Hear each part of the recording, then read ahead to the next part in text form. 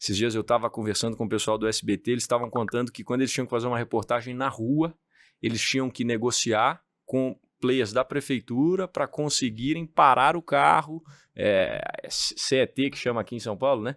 CET para parar o carro, para ir descer o câmera, fechava um trecho da pista para poder dar aquela entrevista. Hoje em dia a pessoa tira o celular, começa a filmar e grava ali no Twitter e já publica. Então acho que com essa mudança no hardware, a gente começou a ver uma possibilidade muito maior de pessoas produzirem conteúdo jornalístico, pessoas começarem a dar fatos.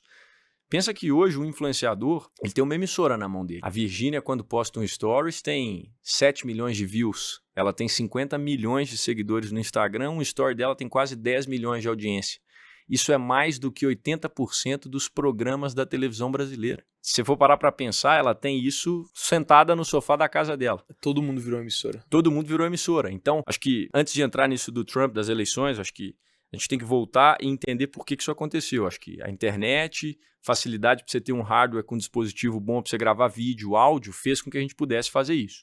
E aí, caminhando para as eleições americanas, a gente está sentado aqui gravando um podcast, mas uma semana antes da votação, Donald Trump estava sentado com Joe Rogan. E a gente teve 45 milhões de plays só no YouTube, 25 milhões, acho que no Spotify, salvo engano, foram esses os dados.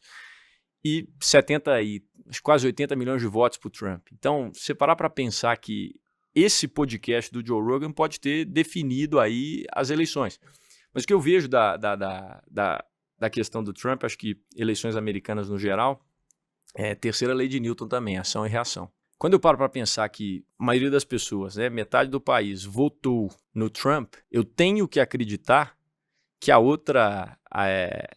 agenda que estava sendo vendida pela grande mídia, melhor dizendo, a agenda que estava sendo vendida pela grande mídia não está sendo comprada por metade da população. Porque qualquer pessoa que tivesse assistido jornais ou tivesse lido as notícias pré-eleição, eles iam perceber que estava dando empate, nas pesquisas, eles iam perceber uma agenda pró-Kamala Harris e Biden.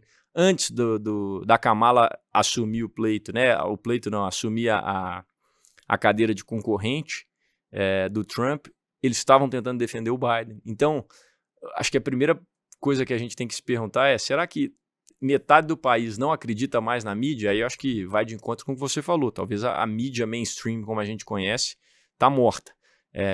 Acho que no Brasil ainda demora para a gente perder um monopólio de uma Globo, que acho que tem receita publicitária aí governamental, inclusive. Então é um monopólio aqui. A Globo é primeiro lugar absoluto, você tem SBT e Record brigando para serem segundo colocados. E Globo é soberana.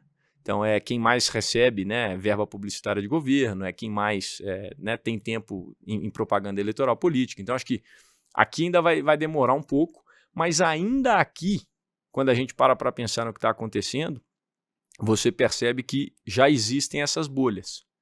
Olha o Pablo Marçal nessas eleições. Exato. Sem fazer comentários sobre Pablo Marçal, qualquer vertente política, mas eu acho que ele começa a mostrar de que se você tem a capacidade de influenciar, de você aparecer e inundar os algoritmos de conteúdo que tenha relevância para algum tipo de pessoa, você começa a ganhar relevância. Exato. Melhor exemplo possível. E agora, nesse momento, a gente está vendo aí a questão do Bolsonaro que está acontecendo em relação a foi golpe, não foi? Se você abre o G1 hoje, nesse momento que a gente está gravando o podcast, você tem uma visão. Culpado, tem que ser preso, tá lá, porque a Globo está com essa agenda. Abre o G1 que você vai ver. Se você, por outro lado, vai para outros meios alternativos, abre o Twitter, começa a ver o Twitter, vai no Instagram, vê outros portais, ou ver outros telejornais que não sejam o Globo, Band, por exemplo, você já começa a ver que não é bem assim. Então, acho que as narrativas estão ficando cada vez mais claras e acho que esse é o retrato da mídia atual.